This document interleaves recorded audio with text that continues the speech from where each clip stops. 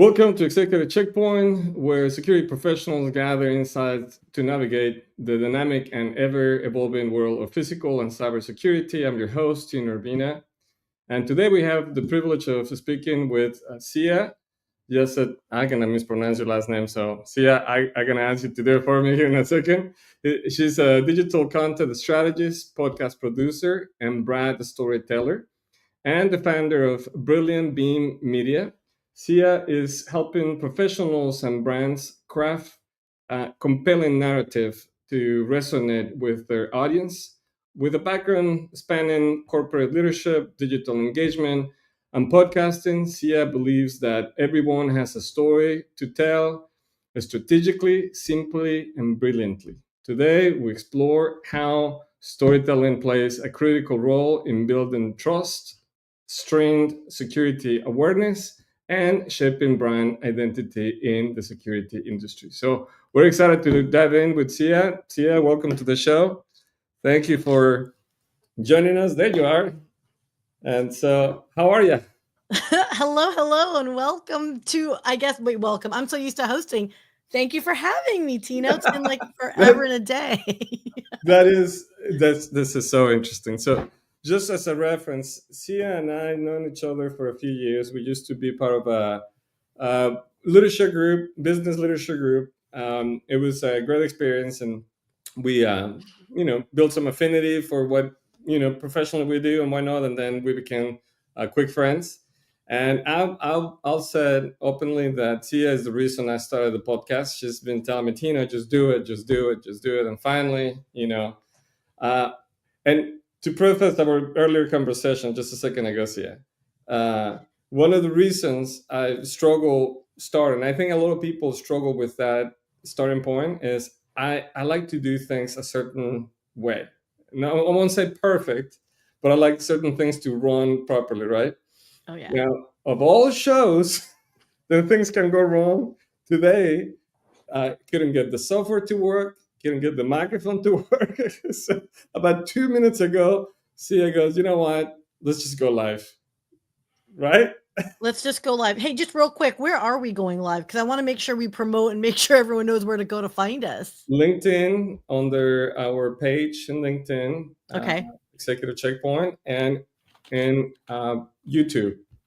Oh, on Instagram YouTube. Okay. was one that is giving me some hiccups today. So, but Oh, so there you go. Thank you so much, Syya, for being in the show. And do me a favor, pronounce your last name. I know you told me many times before. It's just one of those things. yeah, no, it's Yasotornrat.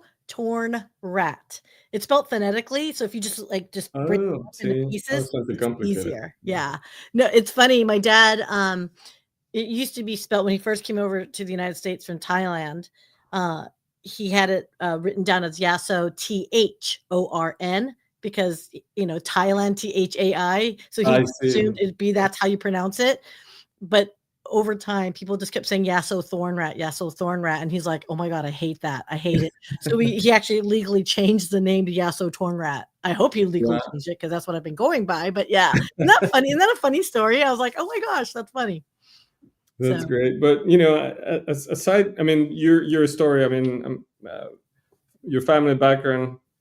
What's your journey from obviously coming from an immigrant family to corporate America, and of course moving from that to digital content strategist? yeah. So that's a big journey.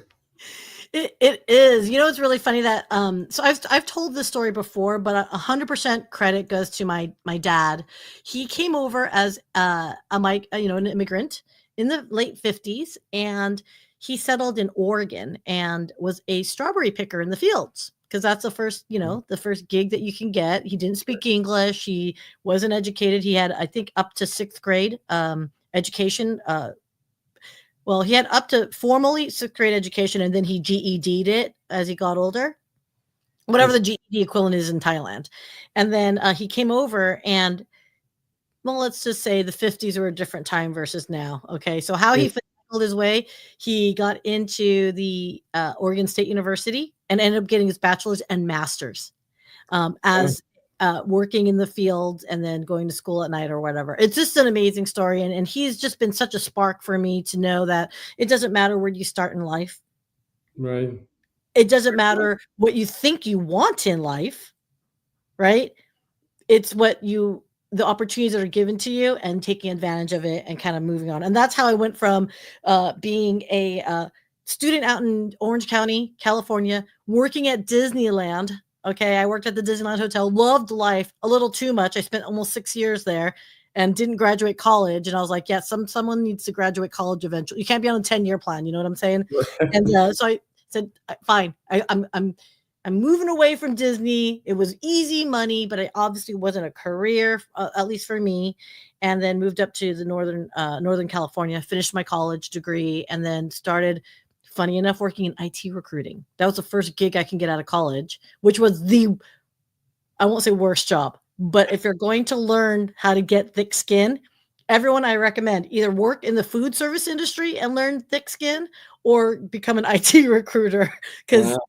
talk about getting your, and when I say IT recruiter, outside IT recruiter, not in the company, but an outside IT recruiter, because you learn people don't like you and they think of you as a nuisance and you get hung up on all the time, right? So, and then because I had such low self-esteem by then, a buddy of mine recruited me to a cybersecurity company, and I'm sure people know it, Sonic Wall, and yeah, they I jokingly say I had no self-esteem, but truthfully, finding your purpose, and I totally got into the world of cybersecurity, actually boosted my ego and self-worth, and I got right up. I just got swallowed in. So, um, Wow. and that just So, did you still nibble in the IT cyber side of things, or well, obviously not because you're focused on the yeah. storytelling, consulting, and podcasting. But Yeah. No, so I spent the next 20 odd years in sales, tech sales. So I worked at Sonic Wall and then I switched over to working at Hewlett Packard Enterprise. And oh, so spent about 10 years there. And then after I left HP, though, HPE now, I realized, wait a second, I had no self identity of who I was. I didn't know what I was. My friends were like, "What are you going to do now?" Because I took a package. My role was eliminated, and I had the opportunity to find another job if I wanted to in the company. I was like, you know what, Pot's right. I'm good. I lost the passion for tech sales, and yeah, so then I messed around for about a year and a half traveling the world because you know how life is when you're like on the go, extreme. right. I never took vacations in 8 years. Oh, Like, I never took a vacation. So, as opposed to like, "Okay, enjoy a trip," I went on, like, 5 trips. So, a year and a half, I was not home. And then they're I realized all out of the way. yeah, well, then you have this is where friendships matter, where my friend was like, "Hey, champagne taste on 0 budget. You're gonna need to start working again soon." And that's actually I couldn't figure out what I wanted to do. And so I was like, you know what? We've been talking about doing a podcast for years, but I wanted to keep my pulse in tech. So we launched a podcast called Innovation Calling, which was highlighting startups for the purpose of either promoting them, highlighting them, introducing them to other corporate entities for the opportunity to get them, acquisition, collaboration, or, money, right? Right. So that went well until and then pandemic happened. Um, but we found out very quickly, and I'm going to finish off right here, which is this. You're We good. started this podcast, but you can only have so many CIOs in your closet, right? Like you can't have that. So we looked for a podcast studio. And that's actually what started my adventure into podcast, creation. And then it evolved into just being a podcast studio to wait a minute, there's a lot more strategic help and support we can do. And then it evolved into the company that I'm with today, which is my company called Brilliant Bee Media. And we do more than anything, more strategic consulting, and then we do a lot of production for digital content and social media for B2B. I see. So I know So, it's a mouthful. I know. and you know what? I realized that your background now producing podcasts, right? Yes. It's giving you an insight on into a lot of different businesses. But one of the reasons I was curious to hear your opinion, because coming from the sales and the tech side, and also understanding communication and storytelling, I feel like sometimes because it's highly technical, sometimes we miss the way to communicate from a security standpoint of view to the general public, right? Non-professionals in the security industry. How do you 400. feel storytelling? Let's start with storytelling, and then we can talk a little bit, podcasting. But storytelling, how does that impact, or how do you feel understanding storytelling will impact someone in security trying to get their message across? Well, let me ask you a question. Sure. When you listen to music, like, what's your favorite type of music? Ooh, I like a lot of music. What's the But first one that popped into when your I'm head? when I'm cooking, right? I love to cook. So when I'm cooking, I'll put bossa nova. It kind of gets me in the mood. Little wine, little bossa nova, right? Right? Mm. Oh, I'm already dancing with you, right? See? And Oh then yeah. and that's the whole thing I just did right there, right? Like, what is it? What is it about Bossa Nova? You're just like, hey, like and it's because you felt some kind of emotional connection, right? And isn't that what the heart of storytelling is telling a story, but in a way where your audience connects with you and says, I want to be taken along this journey with you. I want to be in that kitchen with you, Tino, dancing little bossa nova, having a little sippy. I wish this was wine, but it's coffee. You know what I mean? Like, have someone close their eyes where they can smell. Like, and you're activating all the five senses, right? Smell, hear, you can touch, or taste the deliciousness of your cooking. And whoa, I'm already there. Next time I'm in Houston, you're cooking for me because I don't cook. So, I told my friends, come on down, we'll do it. But oh, I I, love I it. think part of the reason in security is hard for people to give a story is because that being technical, right? They feel like if they go on that route, they might lose credibility or trust. And I just disagree. I think it's the opposite. You gain credibility and trust if you can be relatable. Okay, so let's talk about this, because when you're telling a story, right? Even if it's just you and me chatting it up right now of how we met, right? As a third party person listening in, the reason why we would tell that story to a third party person is because they probably asked us, how did you meet, right? Like, that was their goal question, is how did you, like, answer that question? And so what I encourage my clients to understand is you have to answer a question, not shout at them of, oh my gosh, look what this, new software platform does for you. Oh, we can optimize your environment and keep you secure with zero trust and 0 day, blah, blah. No one gives a crap about that. What they do care about is, let us tell you a story where we saved $1 billion ransomware attack. Yeah. Okay. And then, okay, now granted, it's a sensational headline. People, you need a hook, right? Look at all your favorite books. Look at all your favorite songs. There's always like a hook in the beginning. There's a reason why Americans love singing choruses, because that's the hook to a song, right? So as technology wants to convey a message of the importance of their technology, what's the relevance? What's the value? And my personal favorite, I always ask marketing, agencies and departments, which is, by the way, I augment those groups. I always have to say, why do I give a damn?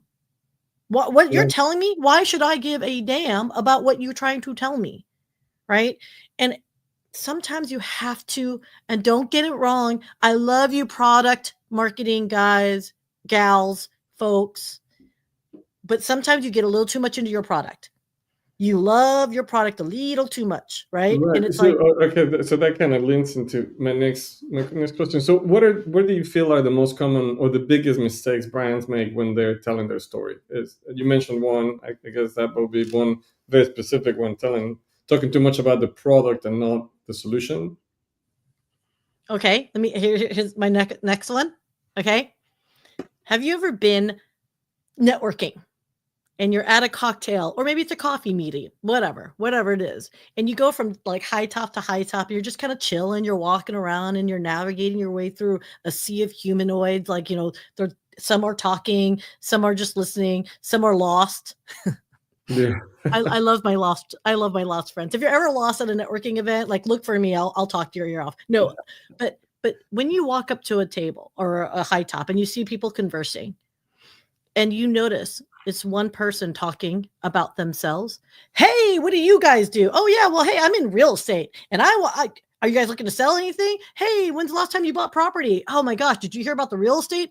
Oh my, did you? With interest rates going down, I think now's the opportunity. Hey, have you considered it? Have you saved money? Have you put money? Okay, how does that make you feel? Talking and walking up and hearing that person. Like a walking, talking Saturday or Sunday promotion for used car salesman, right? Right. And there's that. And then there's, oh my gosh, my spouse didn't cook me dinner on my birthday. Oh yeah. Oh, you did XYZ. Oh yeah. Let me tell you about what happened with me. And yeah. Oh yeah. No, that's great. Well, how are you today? Okay, great. Well, I'm having a great day today. And it's all about them. Companies have that same problem. Stop talking about yourself. Right. Start talking about what your target audience is. What is it that they want? No one gives a crap of, Brilliant B Media. Brilliant B Media does this. Brilliant B does. Who? No one cares. They just want to know, how do you make them look good? How do you solve a problem? Right? This is like, it's almost like communication 101. You got to listen and not talk about yourself. So that's number 2. Companies need to stop talking about their brand first. They need to talk about the situation that they fit in. That's probably something companies can't seem to get past, because they lead with, but it's our brand. We got to put our brand out. You don't need to put your logo on every single piece of social media content you make. Interesting. I know that's probably a hard pill to swallow, though, for many. Yeah, I think they have all those rules, right? So there's been an evolution in over the years, and how storytelling or marketing, we want to put it in the corporate context. But how do you feel it has evolved, and where are we today when it comes to storytelling through marketing for brands, and in context for security groups? Use their own creative. You mentioned just remove your remove your logo or your brand to be first thing people see, right? But how do you feel has evolved, and where are we today with storytelling and marketing? So again, with storytelling, make me give a damn, right? Do I give a damn about what you do or who you are, whatever? Do I feel anything with you? So my suggestion to that is, know what is your pulse points of your audience, right? So here's something that I talk about this all the time, and my friends are like, oh my God, Syya, you can't get out of it. But there's a truth to the statement of, each generation has a very specific way they want to get marketed to. A very specific way they want to be spoken to, right? Not spoken at, spoken to, or spoken with, right? Is really what you want, a conversation. Good point. And what we're seeing is a shift away from, you want this, to, hey, here's why you would want this. Here's why this makes you feel good, right? Millennials are and they're the ones that really pushed it more than Gen X, even though I'm a little selfish, but the millennials really did push that work-life balance. Okay. They really said, we're leaving, we're going to go on the road and be a digital nomad. And they popularized it. Now, technology did have a lot to do with that you can be remote and work. But the biggest thing, though, is people are saying, the employees now, the workforce is saying, we want to have the ability to still do our job, but still live a life.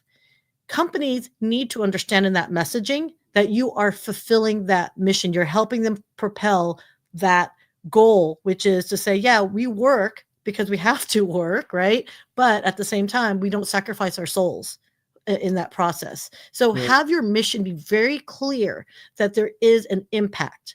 There is a human impact, whatever that is, however your company decides what that is, and lean into it. So let's just say, for example, let me think of a brand that does a really good job of helping people see.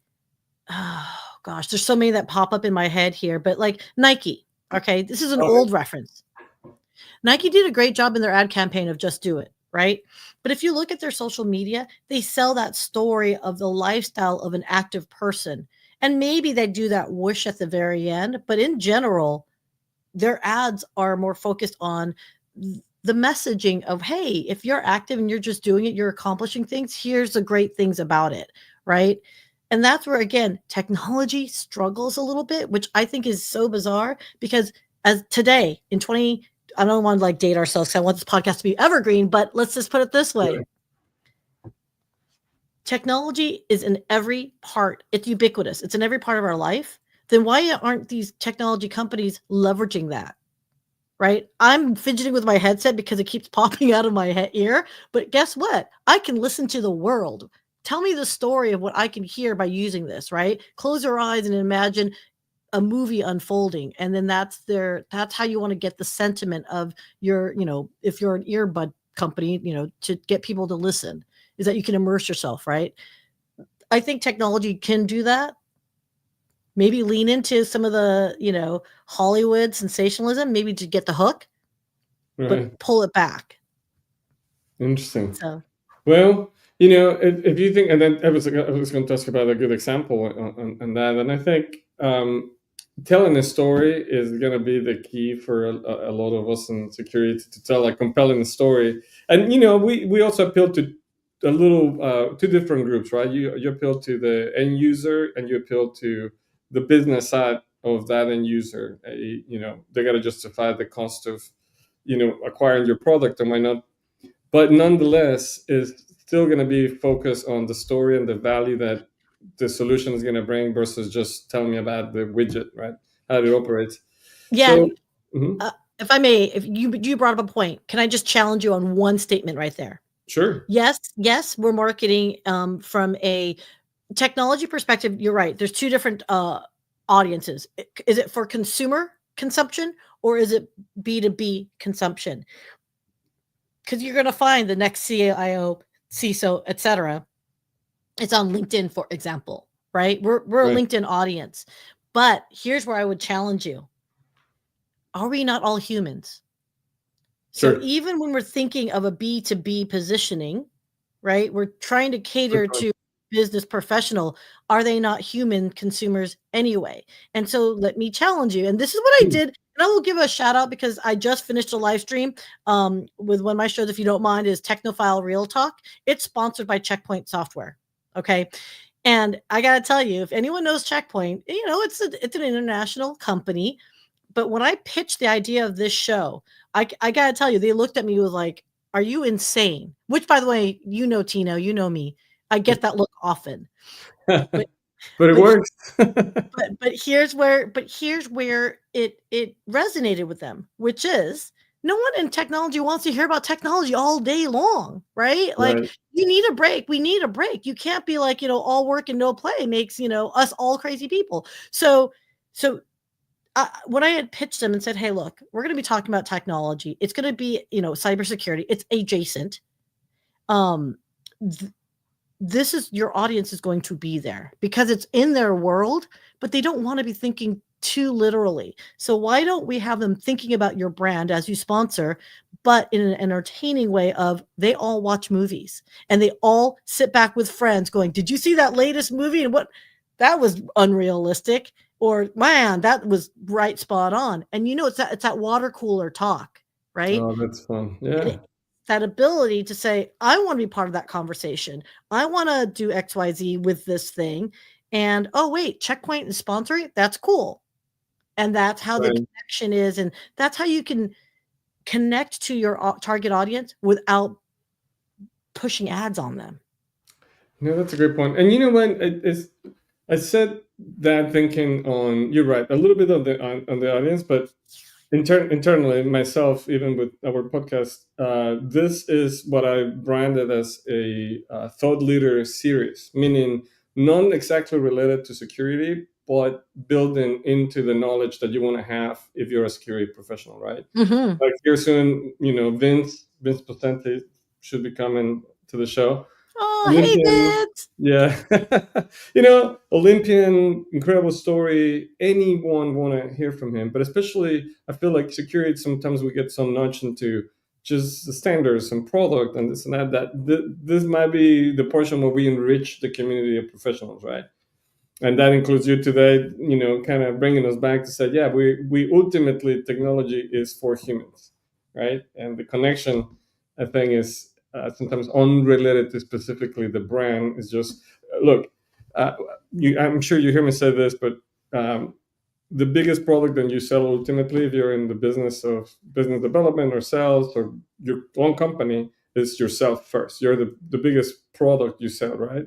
People buy from people that trust and like, or do business with people that then trust and like. So I Yep. think that's compelling. What do you see as the, future content creation and brand storytelling? What's coming up? Oh gosh. So, okay. Many, many, many. Hmm. Corporate entities embrace personal branding of your employees and staff. So they are your biggest assets and they are your biggest tool to help show the humanity of your company, of your brand, Yeah. right? Now, granted, I get it. Okay, legal. I'm hearing legal yelling at me going, "Oh my god," or marketing and comms going, "Oh my god." Okay, trust your people because you know why? They're going to develop their own personal brand anyway. This is a social media day age, guys. Yeah. This is not going away. So if you still have, and I will call it out, archaic policies that you don't let your employees create their personal brand with the strength of your brand, and they're going to, as long as they speak highly of it, obviously, right? Now, there is such thing as slander and libel. So everyone that's a budding content creator, be aware you cannot slam, things. But that being said, is this: embrace your people. They are going to be your biggest advertising cheerleaders, and because as they create their personal brand, it fosters a community. So why not leverage it? So 100%, you guys lean into that. Lean into your people, because they're going to do it anyway. That's a big, big, big thing for me. Secondly, remember, social media is not ads. I can't tell you how many times people were like, "Well, we do webinars and we put it out as a podcast." I'm like, "Whoa, okay." Anyone that's anything knows a podcast is not a webinar is purpose built for either Right. lead gen, for getting some kind of call to action out there. Podcasts is to build awareness and establish the credibility and build community. Those are two different purposes. The medium might be the same. And do you mind if I say this? Please, for the love of God, do not treat Zoom calls like a podcast. So if you're on a podcast appearance, do not treat it like a Zoom call, meaning get decent equipment, get decent audio, get just decent webcam. It doesn't cost a lot, you guys. You can get something decent for under $100. Okay. Zoom calls, you can be in pajamas. You can have the images up your nose. I don't care. But for podcasts and live streams, pay attention to how you will look. I see too many images where like I'm looking up their nose, or the other day I had to produce a podcast and I was like really not loving it. We're literally by the end, it was like this. The dude's face was like a talking head. Like I'm like, be aware. Be aware of the framing, peoples. So yes. So yes, you made me squirrel myself. So that would be my second advice is, look, create your content intentionally, but understand there's a different purpose for every piece of content you make. You can still push your webinar out to YouTube, for example. You can promote it as you would promote any other long form content, but don't call it something what it isn't. Right. Right. Yeah, and the podcast it goes back to engaging conversation, right? Of Yeah. any kind, and like you say, have a purpose. I do have one question, and this is something we always touch base in this show for different reasons. But technology, we always talk about technology and AI. How is that going to impact content creation, which already has? I mean, Oh, we've 100. seen many different things, but from your perspective as a professional in the industry, how is AI going to impact storytelling and content creation? Okay. AI, like anything, is a tool. It's a tool. It's a tool. It's a tool, either for, a personal usage or professional corporate usage. It's a tool.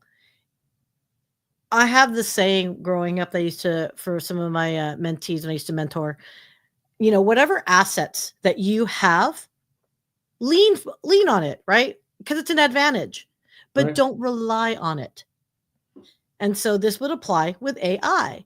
AI is a wonderful tool. If you need operational efficiency, I use AI tools every day in production and in my own business. And, for my clients that, let's just say are challenged with their messaging, it's very helpful to start something off to inspire you, to evoke something that's like, wait, that's great. That's a great point I would never have made. Thank you, AI. But let me put it into my own words. Let me articulate it in a language that's human speak and not AI speak. For those that use AI and they just go, I'm just going to automate and I'm just going to have it automate everything and I'm just going to have it create things. Okay, that's great. But understand that's reflecting on your brand. So now, unless you are a brand that focuses on AI generated content, right? I would caution you on overusing it.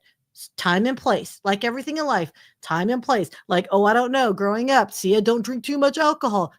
You got to moderate your AI usage, right, peoples? That's all, right? That's great. Well, so tool. I like that. It's a great resource, right? I think if Yeah. used properly, is it's gonna save you time and your processes and whatnot. So someone starting, if you think in terms of as a final thought, advice to someone looking to elevate their storytelling skills. What Yes. would it be? What do you suggest they need to be doing to elevate those skills if they're just from zero, let's say? Okay. So starting from ground zero, and I know this is going to sound cliche, Tino, but here's the deal. Know your why. Know your why as a person and know your why as a business of what you're representing, right? If you're in part, marketing or marketing agency, even an outsider, know why your client's doing something. Know the why of whatever it is of any project you're embarking on. And I would dare say apply this to your personal life. Know the why of why you're doing anything. Okay, well, you know what? Tino, again, you know me. I am actually eating healthier. Why? Because I'm going to go to Checkpoint CPX in Las Vegas in next week. Mama Great. needed to wait. Okay, that's my why, right? Like, so when you're embarking on content creation, you have to know why you're doing it. And I'll tell you why this matters. It's because, like all things, we need key performance indicators to know that this project is effective in whatever it is, right? So knowing why you're doing this is not a goal or objective. Knowing why you're doing something is the fuel that's going to inspire you and keep you excited such that you can achieve those goals and objectives and the KPIs that you need from, to be successful and report back to management that these are dollars well spent. But if you don't know why your company's doing something, talk about anything then, because it doesn't matter, right? There's got to be something that's inside that's going to say, this is going to validate everything that we're doing. It's, again, and it harkens back to what makes you cry emotionally. So remember that I was talking about earlier about storytelling? You have to cry yourself. You have to connect emotionally to yourself, to whatever content you're creating, because it won't resonate. It will lack authenticity. So my final words are, know why you're doing something, because when you do that, you're going to speak from authenticity, and being authentic is what connects and resonates with people. So true. So true. Well, Syya, thanks so much for joining us. Where can we find you? Where can people connect with you and learn more about your work? Well, thank you. Well, LinkedIn. Ich bin ein LinkedIner. So at Syya Yasotornrat. I'm always on LinkedIn. You can also find me at brilliantbeammedia.com. And of course, if anyone wants to reach out, man, hit me up. See ya at brilliantbeammedia.com. Love it. Love it. And for the audience, this is a perfect example of making a decision and then making it right. We could have postponed it. We could have do all kinds of things, but we choose to move forward and trust that two professionals can handle whatever challenges ahead. So I'm not sure about right. I would say this: you're making a decision, and that's what matters, right? That's right. Well, again, thanks so much. Thanks to the audience. Stay safe, stay smart. We'll see you in the next checkpoint.